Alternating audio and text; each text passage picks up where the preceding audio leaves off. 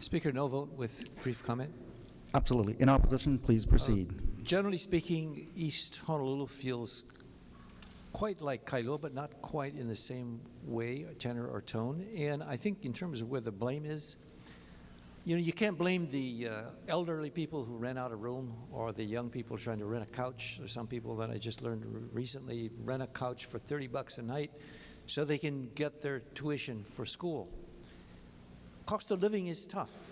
And what we've done is create an underground community, an underground economy, one that in the absence, and this is where I'm going to put the blame on the city and county of Honolulu, they kicked the can down the road and said, okay, you guys at the state, you want to play around with it, fine, but we're not touching it.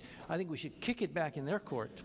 I think we should refuse it the way the governor had done the veto last year. I think the same thing, we should kick it back to the city and county and say, look, you guys have not done anything since 1989. You've got a couple of hundred B&Bs. Why are you not regulating or giving more licenses, or at least tempering it to where people have a chance to get a license?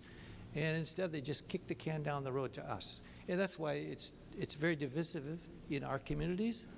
And lastly, Mr. Speaker, observation, and one that's not a pleasant one, that we are using gut and replace as if it's going out of style the way we used to. I thought we made a vow, if you will, that we were not going to gut and replace so much, but it's popping up everywhere. And I think this is one example of where it's really to the detriment of the public not having a hearing ahead of time.